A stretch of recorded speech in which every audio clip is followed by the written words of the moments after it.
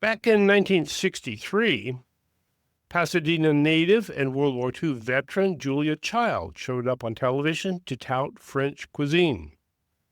It took her over a decade to get off the television, but during which time she managed to change America's taste in food. Looking back, we ask, what makes French cuisine so French? Welcome to the award-winning Food Chain Radio Show with your host, Michael Olson. And now get ready for 1 hour of What's Eating What Radio. You are tuned in to the 1386th edition of the Food Chain Radio Show and Podcast. Or hey, perhaps you're among our friends over there in Lyon who are tuned in as we stream along on the Food Chain page at metrofarm.com. Well, whoever you are and wherever you are, welcome aboard. I am Michael Olson, your host for this hour of What's Eating What. Folks, born into a well-to-do family, Julia Child was imbued with the spirit of adventure and exploration. While working with the Office of Strategic Services, the OSS, in World War II, she discovered French cooking. It was, she later said, that first bite of French bread that captured her and never let her go.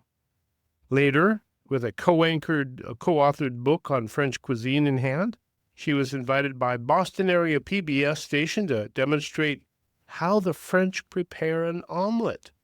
The audience was so enthralled, and PBS secured her hosting services as the French chef for the next decade. What Child brought to American television was a taste for culinary adventure via French cuisine. Americans love the adventure and taste. Today, Julia Child's The French Chef lives on YouTube, where she leads us to ask today, how did French cuisine change America's taste for food? Well, who better to ask than Executive Chef Avram Samuels, who is the Director of Culinary and Food and Beverage Operations at the Chaminade Resort and Spa, Santa Cruz, California. One of his associates, Richard Castro, is here this evening as well. So, Chef Avram, welcome to the Food Chain. Thank you for having me. Yes, pleasure, Richard. Hello. Hi, thanks. Now we know each of your voices, so we can tell which is which here. Chef Avram, you're trained in classical and modern French cuisine, but why French cuisine when Italian is much better? Well, that's debatable. It is a debate, isn't it? It is. Being from Boston, it's, we're supposed to be, in love with Italian cuisine, but, a lot of cuisine, including Italian, has a lot of French influence, and the influence is mostly in the technique. The thing that makes French cuisine so amazing, and as you say, Julia Child fell in love with it right away, is its deliberation. Everything is deliberate. There's a reason for everything. There's a old or a classic term that we use in kitchens called mise en place, and it means everything in its place. And that idea runs through everything in a French kitchen, whether it's the brigade of cooks and chefs, it's the recipe, it's where you hang your apron, the way you present yourself, the way you polish the silverware and glassware. And, it's one of those things that you just don't take for granted. When it You know what? That sounds like a Navy ship. Mm-hmm. But I once lived on a Navy ship, and that's exactly the way it was. Mm-hmm. Everything had a perfect routine to it.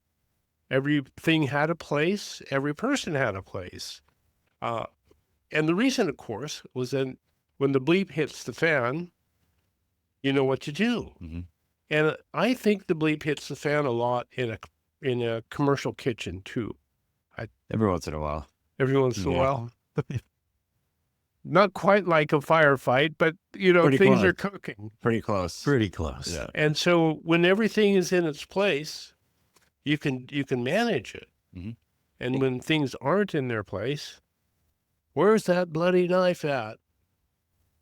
Who knows? Exactly. Yeah, it's very, the French French kitchens are very, very disciplined and almost to the point of militant. And, that's why it is such a difficult profession and a difficult profession to be successful in if you're classically trained. It's if you take it very seriously, it's important. It's serious business. Well, okay, but you still haven't told me why French cuisine is better than Italian cuisine. This is very important, Butter and fat mostly, but again, it's Well, of course, because you find the grass in France, right, exactly, yeah. and there's the butter and the fat. That's right. Not so much in Italy. Okay. So, that wouldn't really much tell me where I would like to go. Yeah. Well, then there's the argument that, there's olive oil, that comes from Italy. So it's That's right. just, And some of the tomatoes as well that really make Mhm. good tomatoes from Italy. Mhm. Well, both are spectacular, but why? Is it just because of the preparation, or is it because they really do focus on the food? I'm thinking here, we spend a lot of time, a lot of our lives eating on the run Mhm. and eating things out of plastic wrappers and Right. and Yeah, I think you bring up a good point. It's food is the center of a lot of people's or most people's lives over there. Mealtime is important. It's about bringing people together and keeping families together, and it's a set time and don't be late for dinner type thing. And it never was. never was exactly, but that culture is different now in the United States and in other places in the world. And I feel like, France and even Italy, that's something that, maybe Europe in general, something that hasn't gone away as much as it has here. Okay. Yeah. Which is sad, really It sad is. when it gets right down to it. Mhm. No. Maybe we can change that by talking about French cuisine Mhm. and Italian cuisine as well. And then trailing in number 3, Mexican cuisine. Yeah, absolutely. I love Mexican cuisine. Why number 3? Well, I don't know. It can't be better than French or Italian, can it? I don't know. What's your favorite, Richard? Italian. Why? Okay.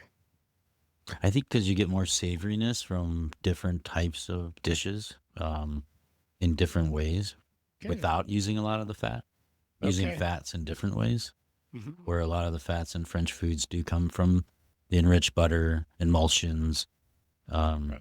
The Italians, don't use a lot of cream. I mean, there are a few dishes that do, but I think the French use a lot of cream and butter in their dishes. What about Mexican cuisine? Obviously there's a spice level difference. I mean, you have Right. different peppers and different types of tomatoes that are, that are not coming from Europe. So it's similar to Italian, but it's definitely different. And then what about Asian cuisine? Well, that's actually something I was gonna Yeah. say. So, we talk about how French cuisine has a lot of fat and butter and dairy and things like that. But, Vietnamese cuisine is very, very much French influenced, and you have, other Oh. Asian or Indian cultures like, Moroccan food. It's obviously has a French culture and very much French influence. And Vietnamese cuisine is very clean. It's very almost raw at times. Right. And they don't use, really any dairy. If they do, it's very little, or, plant-based dairy or different sources of dairy. So, again, I think going back to why it's so great and why it's so important, it really does come down to the discipline of it and the technique. Okay. Mhm. Fair enough. So you trained in classical French cuisine and modern French cuisine. Mhm. What's the difference? French fries? Yeah, it could be. The difference is who trains you. So, I was trained by 2 certified French master chefs. who basically that gives them the right to, teach it. A lot of time if you're, just because you're French or myself, I'm not French, but I could teach Richard or somebody else, French cuisine, but it would be hard for me to convince Richard or anybody else that I'm training them classically, right? I could train them in classic French food, but I can't classically train them because I don't have that certification. So again, this sounds almost like it's very technical. Very technical. Yeah. It almost sounds like a kung fu training or something like that. Where Apprenticeships. Yeah, or apprenticeship. There you go. And that's what you are at this time in your training, right, Richard? You're just about to graduate from the Culinary Institute at Cabrillo College. Yeah. And so the world is your oyster. Are you going to be a classical or a modern? That's fun. Interesting. I think at Cabrillo, it's been a little mix of both. Right. I mean, as Chef was mentioning, it's more of a technique, right? So it's just knowing certain styles of using the certain techniques. But here in California, I mean, there are certain restaurants that you're going to need that type of skill set.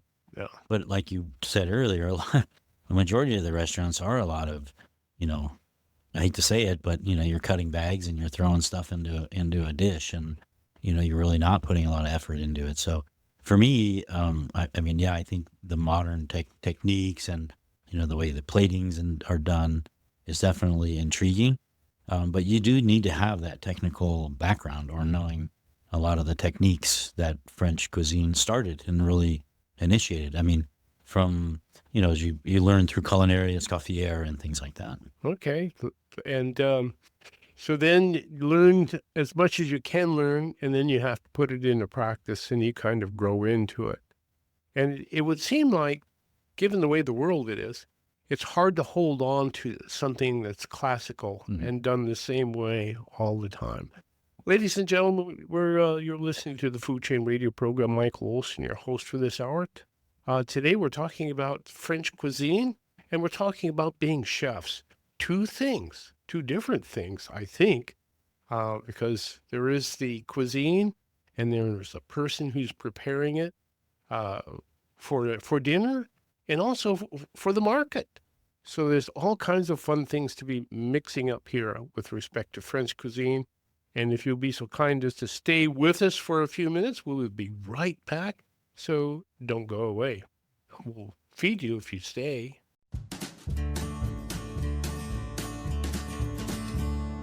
Deer fins, wood fins, livestock, chain link, vinyl, iron fins, Cypress Coast Fence, Cypress Coast Fence. I'm Kevin Donovan, the owner of Cypress Coast Fence, Monterey Bay Area's premier fence company. And I'm Katie Donovan, Kevin's sister. I'm one of the project coordinators. I'll help you choose the best fence for your needs, and I'll be with you for every step of the project. We work with local suppliers and employ quality craftsmen to build the right fence to secure, protect, or privatize your property. We've been in business for 15 years and have been voted best fence company for 7 years running. Give us a call for your no-obligation consultation at 831-783-1500 or at cypresscoastfence.com. We don't just build fences, we make good neighbors. Deer fins, wood fins, livestock, chain link, vinyl, iron fins, Cypress Coast Fence, Cypress Coast Fence. Get hooked up with affordable cannabis at your locally owned Hook Outlet, where everybody above the age of 21 can participate in the Hook's loyalty program.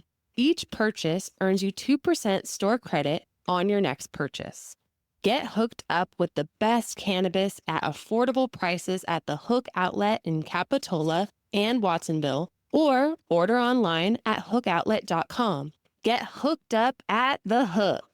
Get ready to help build one of America's first local news and talk streaming radio stations. SantaCruzVoice.com. How do you do it? By donating either your time, money, or both. You'll be helping the Voice team construct a powerful infrastructure, one that we can all be proud of. To donate your time, your money, or both, go to SantaCruzVoice.com and click support.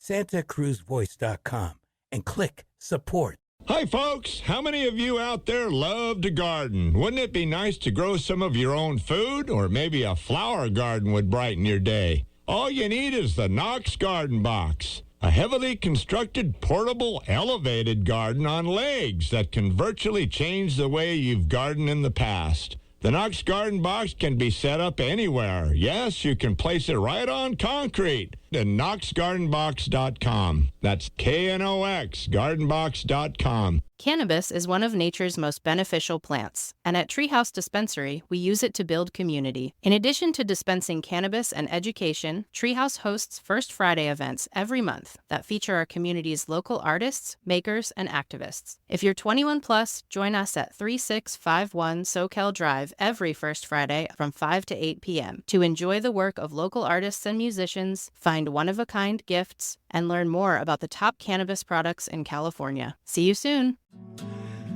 Let's go back for more of What's Eating What on the Food Chain with Michael Olson. Well, today we're eating French cuisine. Oh my goodness, what fun. And also looking over our shoulder to all the other wonderful cuisines and the chefs that put it all together. What a fascinating career. How did you get into the business of being a chef? Through the bathroom window, right? Yeah, exactly. Well, my dad was, he was a chef. He was a lot of things, but at one time he was also a chef. And it was actually Thanksgiving, and I was 8 years old, and he had similar back issues as me. He had a few, herniated discs. And I remember walking downstairs. It was Thanksgiving morning. It was like maybe 6 a.m. Because I always rushed down, for holidays, because I knew he was going to cook early in the morning. So I rushed down, and I remember he was sitting at the dining room table, and he had a can of Budweiser and a tomato juice on the table. I'm like, Dad, what's going on? The oven's not on. I'm scrambling, and I don't even know what I'm doing. And he said, look, he's like, I can't do it. He's like, if you want to eat, you're doing it. I'm going to tell you what to do, but if you want Thanksgiving dinner, it's going to have to be you. And I said, okay, sure. I didn't know any better. And were you even big enough to hold a turkey? I was big for my age, but yeah, he literally directed me. And I remember, who knows if it was good or not, but I do remember the reaction from everybody at the table that night. Again, it could have been horrible. I have no idea, but they were appreciative whether the food was good or not. And that feeling that I got, I still remember even that long ago. And, wow, a great sense of appreciation for food and initiative. Yeah. Wow. And that's a good leg up. Yeah. And thank you, Dad. Yeah. And I played sports and played hockey and baseball and thought that that's really what I was going to do. But in the back of my mind, I knew that I needed as I got older, I knew I needed a fallback. And by default, I kind of just, being in New England on the Northeast, there were plenty of places to cook and, have a part-time or full-time job. So, my friends and I, off season or, mid-season would get jobs, and it happened to just always be cooking. I've always thought about that. If you can cook good food, Mm-hmm. you'll always have a place in the world. Yep. I have a similar background.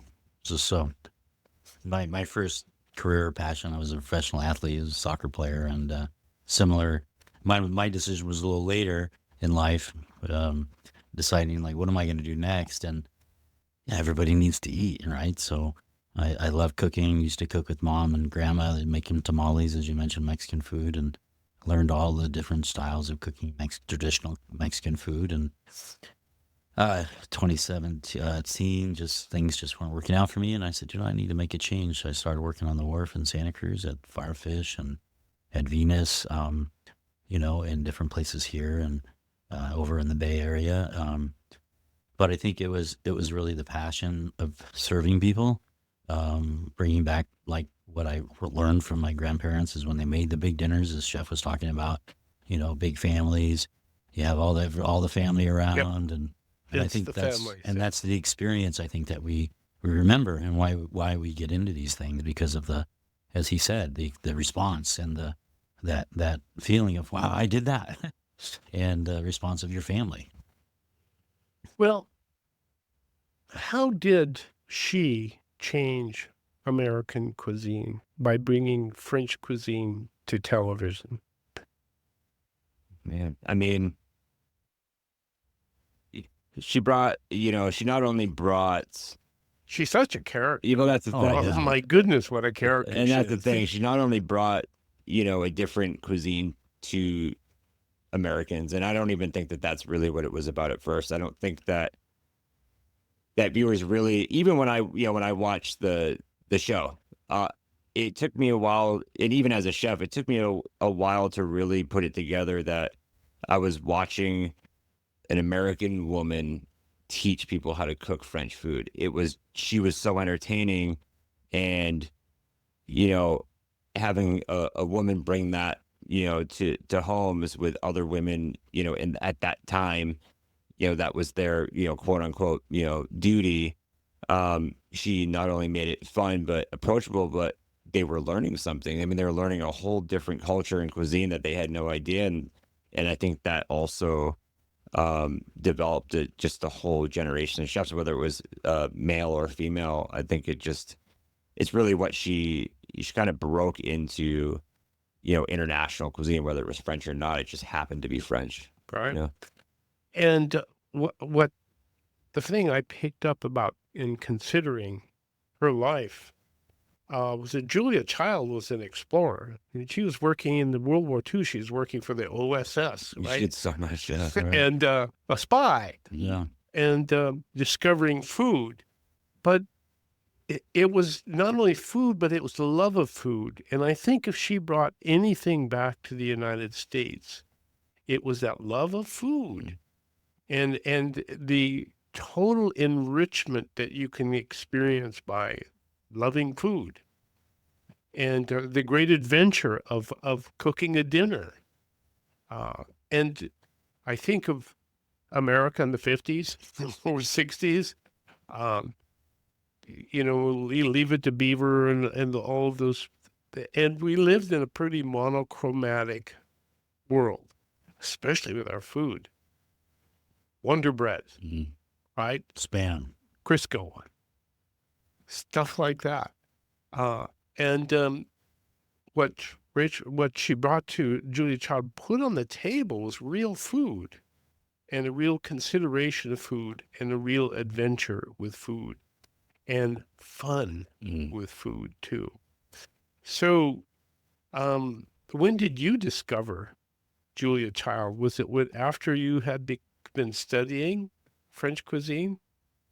No, I remember watching her on PBS when I was a kid. I remember Okay. I remember watching, She was on PBS in Boston. that's Yes. right. Yeah, right down the, I mean, she was in my town, so she was, she was a star to everybody else, but to us, it was just Julia doing her Right. show. You know what I mean? Like Yan Can Cook and That's right. Jacques Pepin and Julia, they just like, it was our background noise in the house. That's you know what I right. mean? And As soon as you got home from school. yeah, and it was just always on. It was like, or even when you were little, and waiting for Mr. Rogers to come on, or That's right. one of these other shows on PBS. She was always there, Yep. and yeah, and the book was always on the kitchen So counter. she Martin must have Yan. had an impact on you then. Oh, for sure. Yeah. Yeah. If she was there like that, and you actually watched her. Yeah, and it was probably subconsciously at the time, but I remember, seeing her, as I got older, or when I became a professional chef, seeing her books either at bookstores or yard sales or whatever, and it was always, I had to have it, So yeah, absolutely, she had an impact. Huh. Well, we Montana boys didn't watch a lot of television. We always ran to the great outdoors as fast as we could get out the door. That said, so were there any classical French dishes that you have taken and made modern? Yeah, I think that that's the the difference between classical and modern French. I think that it's almost an oxymoron to say modern French cuisine. I think that there are new French chefs that are doing new things, but again, it's all classic because what makes it French is the technique. Now, in America, when you have chefs saying that they're doing, modern French, it's really more like what we used to call back in the 90s and early 2000s American progressive, right? Which was using, local ingredients or American ingredients, but still using that same flair technique of the French cuisine. So again, I think it brings you back to like recreating the old classic. Like, look at Thomas Keller, the French Laundry. I mean, he is the epitome of quote unquote modern French or, progressive food. And he still does it. And he still does it phenomenally. I mean, I've been there twice in the last, year and a half. And he has dishes on there that he opened that restaurant with and they'll never go away.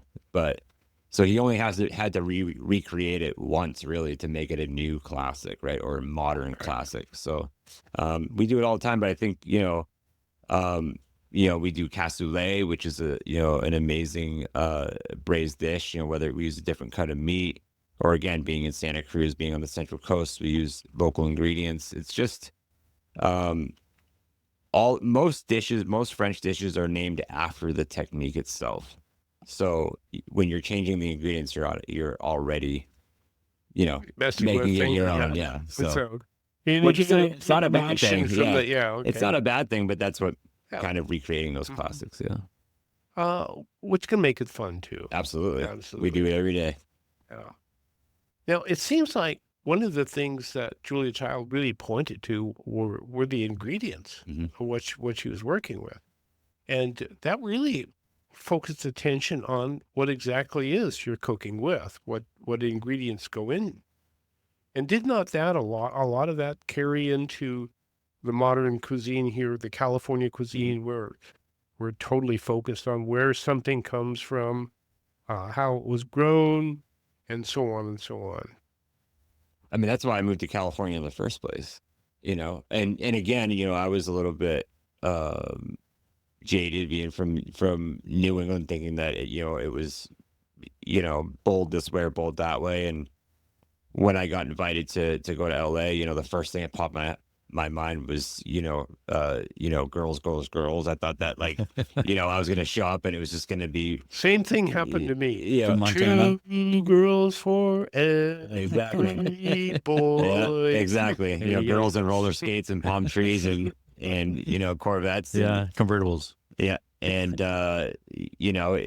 it was great, but it wasn't the cooking part wasn't what I was expecting. The Napa experience with David Lee Roth, in the background. Right. And so I had to come up north or come to the Central Coast to start experiencing that. But it's all about the ingredient, and we're lucky to be here. In this area. Yes, an absolute food paradise here on the California Central Coast. I don't know where you can find it better. No. Maybe you can't. Well, we shouldn't hold that up to all those people in the world who. I was in Virginia here a couple months ago, and I went to a farmer's market. And the only thing I could find was an apple, and I said, "Well, is the apple from here?" And she said, "No, it's from Pennsylvania." And that's, and that's just the way it is. That's the truth. That's the norm in most places, unfortunately. Yeah. Well, okay, so you came here. What brought you to the Monterey Bay? Was it the food? Was it the food culture? And the food culture is different from Los Angeles to San Francisco area? I think so. I think that, as there are a lot of, the climate's different, right? The climate's different. The farmers have a little bit different approach because of the climate. Different things can grow here than they can there. But yeah, I think that the culture of LA is great. A lot of phenomenal chefs come there, but a lot of time they come from other big cities to try to establish themselves in another big city. And I find that in the Central Coast or, even Northern California, you get a good mix of either homegrown, cooks and chefs, or big city chefs that come in and really want to focus on certain things or the ingredients themselves. Well, okay. Got a couple of minutes left before we take a break. But when we come back from the break, I'd like to pick up the theme of being a chef and having these high food morals, like classical French cuisine, which seems like a morality play. Standards, yes, standards. And what happens when you're a person of standards and you have a lot of study in how to do things just right? And what happens when you hit my goodness, you're working at a resort, a spa, a place where Silicon Valley comes to have conferences. So you have to pull all of that together. And this is where, whenever I think of chefs, I think of fire. You got to be able to take the heat and the fire when you got a banquet to do. Yeah. And you got to put it together tonight. Plus 300 in the restaurant. And 300 in the restaurant. And you got to do all of this. And so there's a lot of how do you hold on to your emotions and your sense of propriety as you're pulling all of these things together. Standards. And this is true everywhere when you're a chef, right? You in Boston, or LA or San Francisco, whenever you enter the commercial kitchen, you're in a war zone almost. Pretty close. Pretty close. Yeah. I think the big thing is that if you're not if you're not used to it, then and you try to immerse yourself from the outside, it's just not. You can either hang or you can't. It's really hard to understand. Well, okay. So that's where we're going to go. We're going to go to the kitchen in a resort and talk about what it takes to pull things together, a meal together, and have some of the traditions that you have learned, and bring those traditions into a commercial situation so that people who are just out for a meal can have an exceptional meal and fun experience.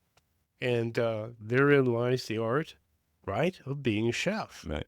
All right, ladies and gentlemen, this is The Food Chain. Right back. Stay tuned with Richard and Avram and you. You can earn a substantial income by farming for the city. All you need to do is take your crop to market and win the competition for the consumer dollars. There is a well-proven strategy for winning this competition. You will find it embedded in Metro Farm, the guide to growing in or near the city for the city. Port Ideas, Greg Williams. There's a tremendous amount of useful information in Metro Farm for farming in or near the city. Acres USA's Charles Walters. Metro Farm tells how to convert an opportunity into a real going concern. Every chapter is organized around the logic of practicality. For every problem needing a solution, Metro Farm offers a progression of steps arranged in sequence so the desired goal is achieved. Before you plant your seeds, pick up a copy of the Ben Franklin Book of the Year award-winning Metro Farm. Then plant your seeds and win the dollars. MetroFarm.com. MetroFarm.com. We're on the farm with Joel Salatin. Would you like to buy homemade soup, backyard chicken, and the neighbor's artisanal lunch meat? The Farm to Consumer Legal Defense Fund protects your right to acquire the food of your choice from the source of your choice. I'm Joel Salatin from Polyface Farm, and I urge you to defend the right of neighbors to engage in direct food commerce. Join today at farmtoconsumer.org, the food of your choice from the source of your choice. That's farmtoconsumer.org. Farmtoconsumer.org. Thank you.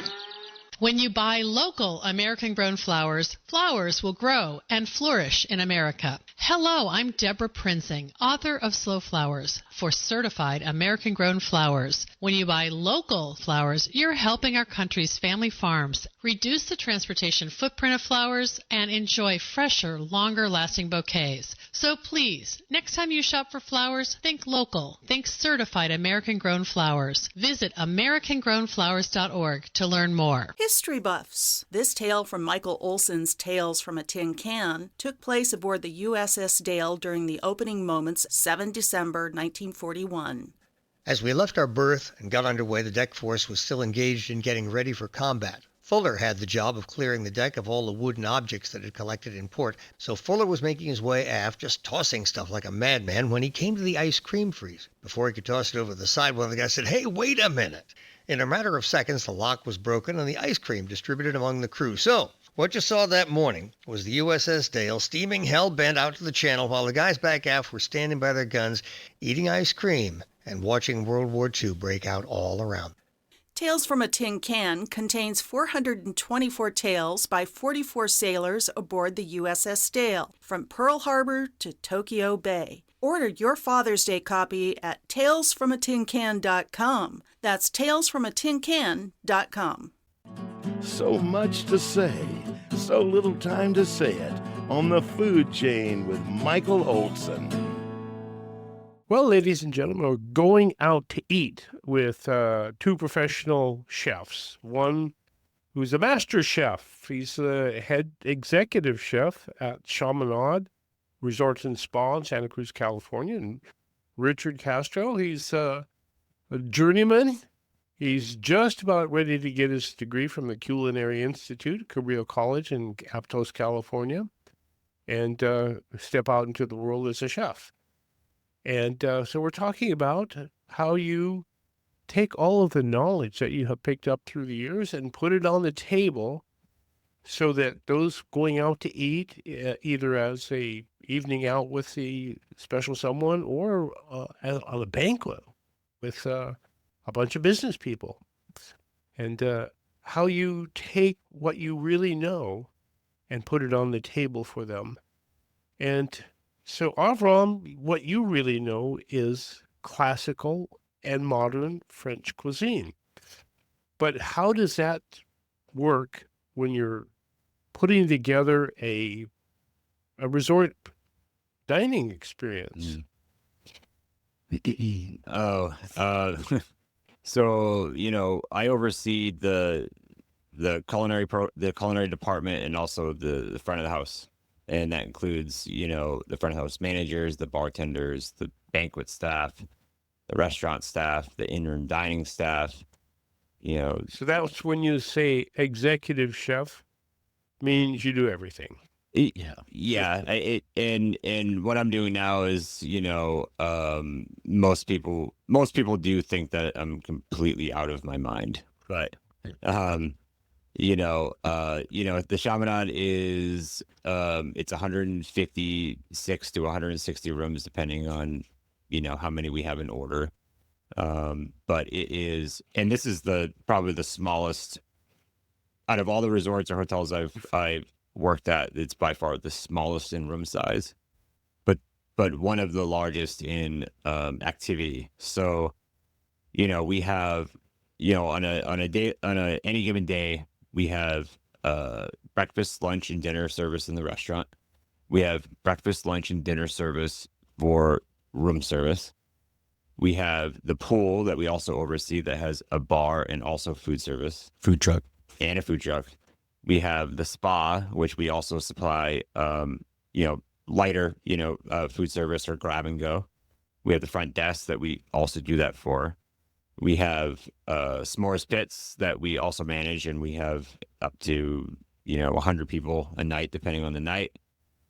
And then, as you mentioned, we have banquets and weddings and retreats and conferences. And honestly, there's many days and many nights where we have all 4 of those things at once, on top of our leisure business. And that's when the bullets are flying, right? Yeah. I mean, it's never, the word slow never crosses our mind, any day. And I think that part of why, we've had such success the last few years is that it's a lot to do with planning. Our execution's only as good as our planning, and we don't sleep much, so we take that time to really plan out our next move. It's like a chess match. So for each banquet, for example, for each convention that you serve, for each group of people coming in, you have to sit down. What do they want? Right. Yeah.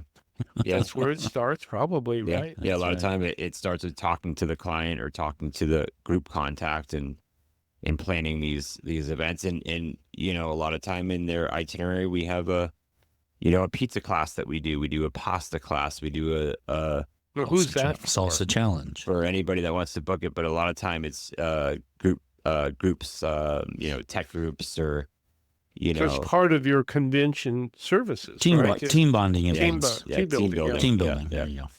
And we have several different. We have mixology class. We have several different food and beverage. It's a wine class as well. Yeah, team building experiences that we do, but we also offer that to the leisure clientele too. During the season. So there's always something going on along with the wine. So it seems to me like the whole resort revolves around food when it gets right down to it. It does. We talk about that a lot. Yep.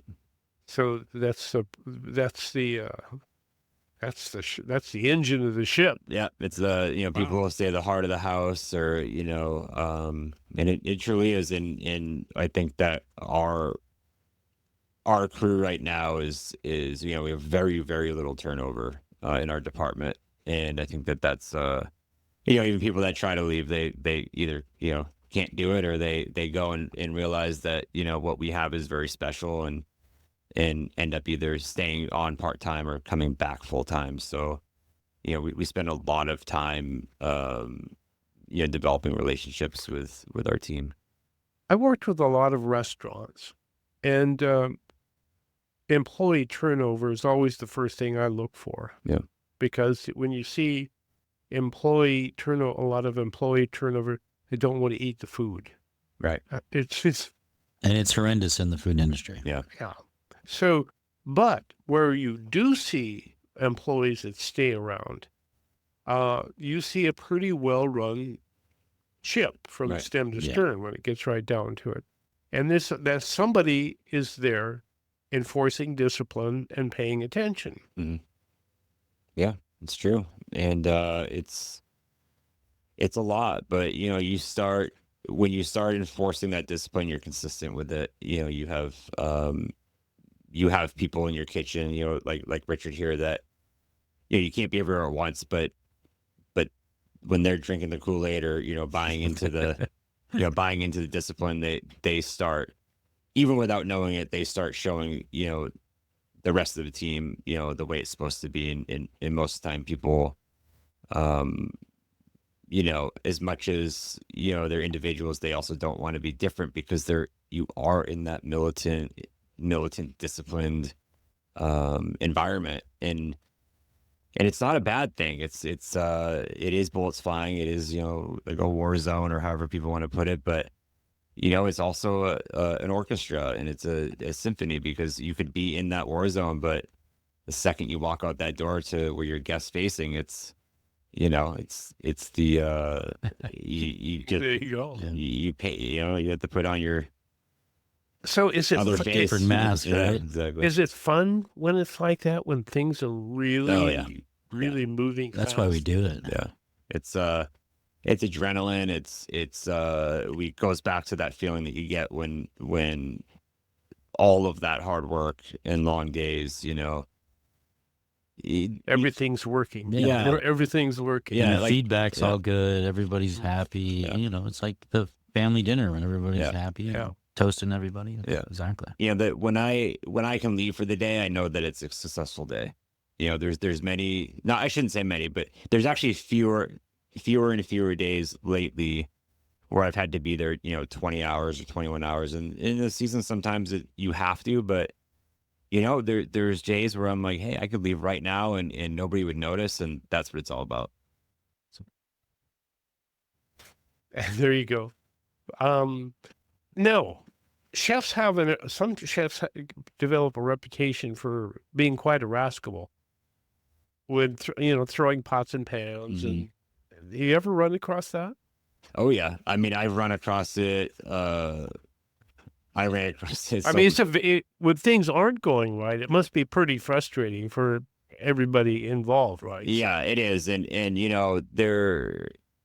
things are different these days, but back when I was an apprentice, or I was a cook or a sous chef or chef de partie, or really anything. I worked for some real high heads, and honestly, it wasn't something where you went to HR or you told anybody. Not back then. You didn't tell your friends and family. You just took it, and it is different now, but it is a high. It's a high stress job. It's a pressure cooker. And I was wondering if it wouldn't seem to be a good place for people who can't take a lot of stress. No, absolutely not. No, but there are people that still, because it's been so romanticized, right? TV and everything's romanticizing what being a chef is. Like you just mentioned, Julia Childs, right? Yanking Cook, all these chefs that have come along. Now it's gotten to the point where it's so romanticized. Everybody thinks they want to, especially with the last pandemic. Everybody's a chef. Oh, I can cook in this area. Oh, I'm a chef. I've been cooking at home for a while. Right, I've been cooking for 4 years now at home. I'm a chef. It's like, well, no, not. No. No offense. But so I think there is definitely differences. Well, let me ask you this. In serving so many people from so many different cultures, I think of the Silicon Valley people that come over. And each business, each company has a different culture. Yep. And from people from different lands from all over the place. So, holy smokes, it's a lot of different. It's a lot. Variables there by the millions almost. Yeah. So when you're working with them, you have to kind of sit down. Do you do that? Do you do the consulting? Yep. Do the menu planning and the consulting. I have a banquet sous chef that does some of it under my purview, or collaboratively. But we have. So in effect, you're a salesperson too. That too, yeah. I talk to a lot of clients, and but also have to fly low enough without micromanaging, to know that it's getting done the way either we promised or we talked about. Because a lot of it's religious too. We have dietary, we have religious, we have allergies, and then we have the allergies. Everybody's allergic to gluten just because they think it's going to make them fat when really they're not. Or they actually are, and they're celiac. I mean, you just never know. So, we have to be trusting, and we have to execute. Low FODMAP now. I mean, there's just so many diets. Yeah. How do you deal with that? Yeah. Trust me, it's a challenge. People are allergic to peanuts, can't eat wheat. Yeah, it was like three big ones. Yeah, now it's everywhere, everything. Now it's everything. So that's just what you have to learn to live with. I guess make very simple things. So that takes me back to the French cooking. You have this wonderful. It's an art. It is. It's an art. It is. I once learned how to do Chinese calligraphy. And the brush has to move one way. Mm-hmm. And that's kind of like classic French cooking, isn't it? It is. It's like any cuisine, but especially classic French cuisine. And it's funny, we talk about this all the time, where it also takes two types of people to be successful and to make a team in a kitchen. And one type is an artist, and the second type is a mechanic, right? Because I don't need everybody. Trust me, if everybody in my kitchen were an artist, we wouldn't get anything done, and they would come out different, and it wouldn't be consistent.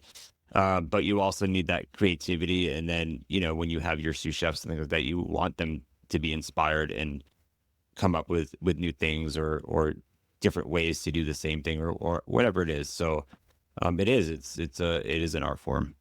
So then you're mixing people. Yeah, managing the personalities. Yes. Yeah. And that's half the job. Oh, and- easily, yeah. And half of that, half of the people you want to be artistic, and half of them you want to be good mechanics, good doers. So you have to nurture those things. Yeah. It's Because- a big investment. It's worth it. Which means being there. Correct. Yeah. That's one of the sad things about restaurants that I've seen many times is that a person builds it up and then sells it, and then an absentee owner comes in, and the love is gone. Yeah, it happens a lot. They just bought it for the profit. Yeah, cash flow. Yeah. And which works for a while, and then it kind of dissipates, and it goes the way of many other restaurants, I guess. But somehow you hold on to your art, and you still do the business. Correct. How do you do that? Why or how? How? I mean, it's what I get paid to do. And it's, I, as much as I love food and I love food and beverage and, I appreciate it and it's my passion, I'm equally as passionate about business. And, it's just, I think that's what makes it not easier, but easier to digest is doing both, is that I simply love both sides of it. So It's interesting because business is fun too when it's working. Mm-hmm. Absolutely. Yay, this is fun too. Exactly. So the kitchen is fun and the business is fun. But also celebrating, everybody wants to hear that the dish they cooked was great. But another great thing about our team is that because we celebrate our business successes and our profitability, and I keep them engaged on food costs and beverage costs and waste reduction programs, they get equally as excited and feel just as good about that too. And that's what's going to create, that next, breed of not only cooks and chefs, but business people. Well, there it is, ladies and gentlemen. That was fun. It was. Thanks. Yeah. Cook fire in the kitchen. Yeah. Can you stand the heat? Yes, you can. Especially when you're having fun, right? Correct. Yeah. So, And loving what you do. Executive Chef Avram Samuels, Director of Culinary Food and Beverage Operations at Chaminade Resort. Richard Castro, a fledgling chef going out on his own here really soon. Thank you all for tuning in. And always remember Michael Olson's third law of the food chain: cheap food isn't.